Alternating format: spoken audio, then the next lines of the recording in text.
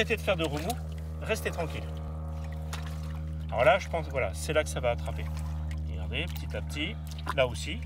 Ouais, regardez, on voit bien les pieds, hein, regardez les tiges en dessous. Hein. Voilà, regardez.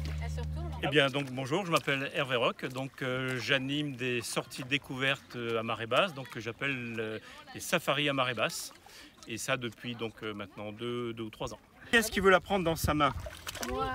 Alors par contre, tu mets bien tes deux mains jointes, parce que moi une fois ça m'est arrivé, j'en avais une dans une seule main, Elle est grosse, ouais. et il y a un bras qui est tombé. Ah oui. Parce que comme ouais. le crabe, comme le lézard, c'est l'autotomie, mutilation volontaire pour échapper à un prédateur. En fait, c'est un milieu, c'est un monde insoupçonné, quoi, en fait. On va de découverte en découverte, il suffit qu'on regarde un peu dans les algues, qu'on autour d'une pierre, qu'on la remette évidemment après. Il y a toujours des découvertes à faire. Donc même moi, à chaque fois que je viens me balader là sur l'estran, je trouve toujours des choses que je connais pas. Et encore, oui, taille presque adulte, tu veux la prendre dans ta main? Allez, tac. Ah, on va regarder. J'ai eu envie de faire découvrir donc, au plus grand nombre, et notamment aux enfants, la richesse de l'estran et la fragilité aussi de l'estran. Et notamment le fait de remettre les pierres comme on les a trouvées, de faire vraiment attention et vraiment de découvrir, d'observer. Voilà, c'est vraiment ça l'idée, c'est que les gens observent, regardent au lieu de voir simplement. Ça c'est un mâle, là si c'était une femelle ce serait beaucoup plus arrondi. La particularité du crabe marbré, c'est que la carapace est carrée. Alors, tac, on voit que la carapace est carrée, elle est assez jolie, hein, c'est un beau crabe hein, ça. Et la grande particularité, c'est qu'il a des poils aux pattes. Si vous trouvez un crabe comme ça au-dessus d'un autre crabe, c'est un mâle qui a attrapé une femelle, qui se la garde sous le coude le temps qu'elle mue. Et quand elle mue, elle est molle, donc il peut s'accoupler avec elle et à ce moment-là, il la relâche. Donc il peut la garder comme ça plusieurs jours, plusieurs semaines éventuellement. Ah oui, oui. Rien que les crabes, en cherchant bien, on peut trouver 5-6 espèces différentes.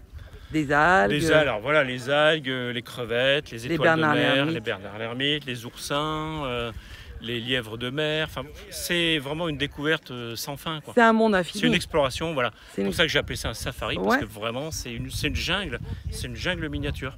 Parce que ne serait-ce que les escargots marins, on pense toujours au bigorneau, donc qui est herbivore, mais il y a des escargots marins qui mangent qui sont charognards, d'autres qui sont carnivores. Donc vous voyez, rien que dans les escargots, il y a des escargots qui mangent des algues vertes, d'autres qui mangent des algues brunes. Donc voilà, il y a de la place pour tout le monde. L'algue, elle n'a pas de racines, elle n'a pas de tige, elle n'a pas de fleurs, elle est fixée à un rocher par le crampon. Et donc les laminaires, ça on en trouve souvent échoués à l'automne notamment. C'était déjà un temps magnifique, avec un guide formidable. C'est vraiment tout public et j'ai appris plein de choses alors qu'on voit le bord de mer tous les jours, à marée basse. Voilà. On découvre sous d'autres aspects l'île de Ré. Ouais. On y vient depuis si longtemps, mais en fait, moi pour ma part, j'ai découvert des choses insoupçonnées, c'est vrai. Insoupçonnées. En fait, on ne soupçonne pas que sur l'estran, il y a un temps de vie, une telle diversité, c'est ça? C'est ça. Okay. Les enfants, ils trouvent leur compte aussi. Absolument. Donc, et pourtant, tous les deux, vous connaissez très très bien l'île de Ré. Ouais. Certains aspects, mais pas tout. Il y a plein de choses à découvrir sur l'île. Forcément. Alors les pages sont légèrement collées. Bien. Non. Bien. Merci. Oh, encore une patelle, dis donc. C'était répété ça avant. J'ai répété toute la nuit. Un chapeau chinois, ouais. Attends, parce que là, le problème c'est que là, le bouquin est collé maintenant. Voilà, c'est ça. Le test d'oursin, c'est ça. Donc là, c'est l'anus. Là-haut. Là, en fait. Et la face ventrale, c'est la bouche. Non, là, la crevette. Ouais, c'est les pinces de crabe. C'est sûrement une mule, quoi, en fait. Ils sont là, et ça sent pas bon. Oui, l'autre est profonde. C'est bon.